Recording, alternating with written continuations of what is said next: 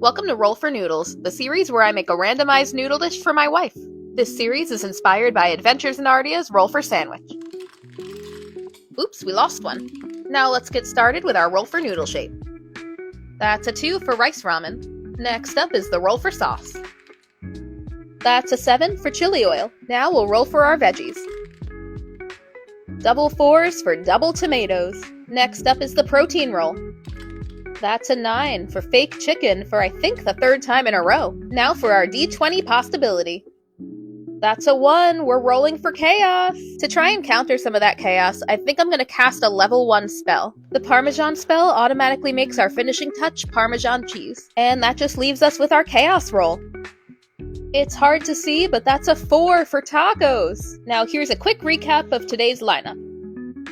I don't think I've ever been so excited for a roll. You already know we're starting by putting our favorite meatless nuggets into the air fryer. Corn, just sponsor us already. We're your biggest fans. These are made from mycoprotein and wheat flour and cook perfectly in the air fryer for 12 minutes. You already know we're activating the garlic cantrip for that chili oil, although I think I'm going to make it a little differently than usual. The combination of a spicy chili oil with double tomato will kind of just turn this into a spicy tomato sauce. So instead of a neutral oil, I'm going to start with some olive oil, then add in the garlic and just a whole ton of crushed red pepper, plus a few sesame seeds for good measure. I'll just let that cook for a little bit because I don't want the garlic to brown, and then I'll toss the nuggets in this so the chili oil flavor doesn't get lost in the sauce. I don't know if it'll make a difference in the end, but no harm done. For my first use of tomato, I'm gonna add in some tomato paste. I rarely use a whole can at once, so I'll put the rest in a bag in the freezer. Got some water in the pan to help it melt. I think a tomato sauce will actually go better in a taco than the chili oil might. It's more, authentic. And now I'm gonna add in some grape tomatoes, or maybe they're cherry tomatoes. They're small tomatoes. And I hear what you're thinking. She hasn't splattered nearly enough sauce onto the stovetop. Well, that one was just for you. I added a little more water and we'll cover it up to let it steam. Now that our water's boiling, it's time to add our rice ramen. These noodles are made from millet and brown rice, and usually taste pretty good in a chili oil. Man, am I glad we're using this exactly as God intended. Now the tomatoes have had some time to soften, so I'll mash them to incorporate it into the sauce.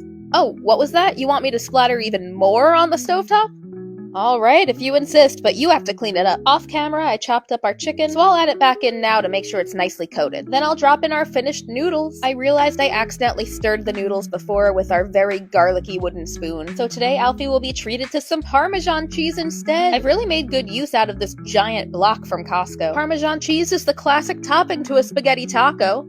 Or so I assume. Hey, better than M&M's. Right, Alfie?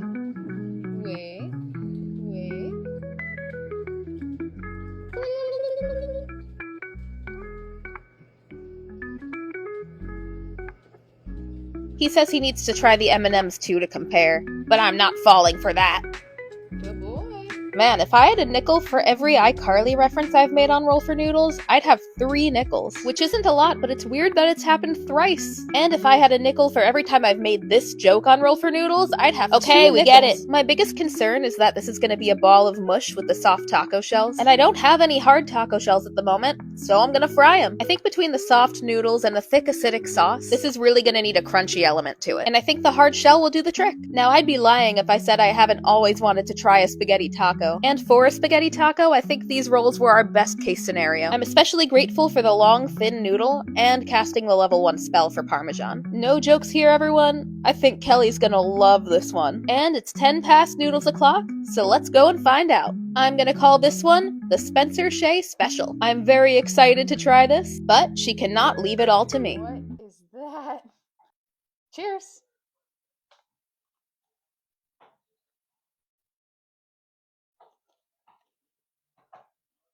It's an interesting one, alright. What kind of pasta is this? It's the rice ramen. Okay. It works really well because it basically just tastes like angel hair. So it actually works like a tomato sauce. It is like what do they call it? Arrabbiata? Yes. Yes, the spicy one. So that's exactly what it tastes like. I think I got some corn in this. Quorn. Yeah, just like in a quesadilla. What is literally not to like? It's delicious. The only thing is that it could use a green to balance it out because it's a little heavy since it was fried. What? Green! Broccoli, of course. Yeah, if it had a side of broccoli, I think it would be perfect just because that would kind of cut some of the fried. It's delicious. It gets a 9.5 out of me. So good.